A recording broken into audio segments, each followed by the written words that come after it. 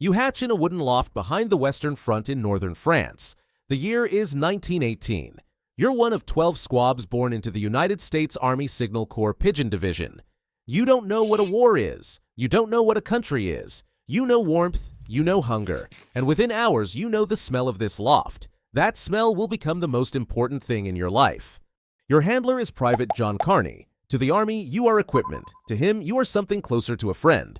At 6 weeks old, training begins. They carry you 1 mile from the loft and release you. The sky is enormous and you are impossibly small. But deep in your brain, a compass activates. You can feel the Earth's magnetic field. You can read the angle of the sun. You can smell particles from your loft carried on the wind from miles away.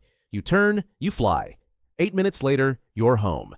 They repeat it. 2 miles, 5, 10, 20.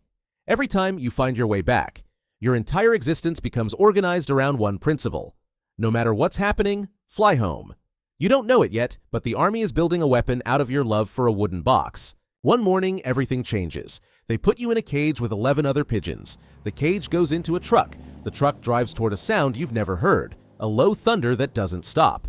When they unload you, the world is unrecognizable. The trees have no leaves, the ground is mud and wire, the air smells like sulfur and iron. You can feel each explosion in your hollow bones. You're carried into a trench by a soldier from the 77th Infantry Division. The men look at your cage and you see something in their faces you'll see again and again. Hope. To them, you're not a bird. You're the only way to reach command when the telephone wires are cut, and in the Argonne Forest, the wires are always cut. Major Charles Whittlesey is leading these men. On October 2nd, he pushes forward with 554 soldiers into German-held territory. They advance beyond their own lines. Then, the trap closes. German forces surround them. The telephone lines are destroyed within the first hour. No radio, no way to call for help. They have 3 pigeons. You are one of them. The first pigeon is released on October 3rd. German soldiers see it climb above the trees. They know what a carrier pigeon means. Rifles crack. The bird disappears into the smoke. It never arrives. The second pigeon goes out the next day. The men are out of food. The wounded are dying. This bird is shot down almost immediately.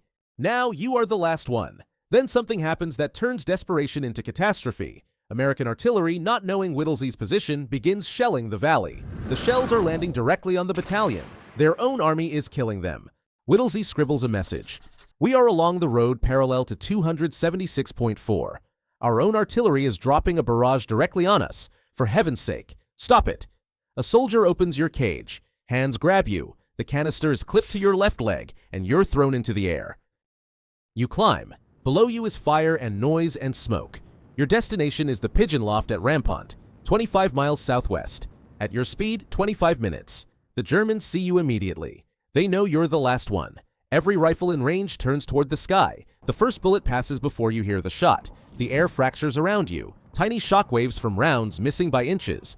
You don't understand any of this. You're just flying home. A bullet tears through your breastbone. The impact spins you. For a moment, you're falling. But your wings catch the air and something deeper than pain straightens your course. Shrapnel destroys your right eye. The world goes half dark. Your right leg is hanging by a tendon. You are 12 miles from home. One working eye, a hole in your chest, a message on a leg that's barely attached, and you keep flying because the loft is ahead, and the loft means home. 25 minutes after you were thrown into the sky, you crash onto the landing board at Rampont. You can't stand. A soldier reaches for you and stops. He sees the blood, the dangling leg, the canister. He opens it. He reads the message. Within minutes, the coordinates reach artillery command. The shelling stops. Over the next 2 days, American forces break the encirclement. Of 554 men, 194 walk out alive.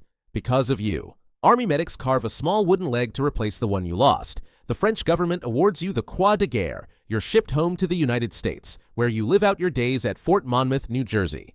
You die on June 13, 1919. Less than a year after your flight, your body is placed in the Smithsonian Institution, where you remain today. A bird in a glass case that most visitors walk past without stopping. A small plaque reads your name. Cher Ami. It's French. It means dear friend.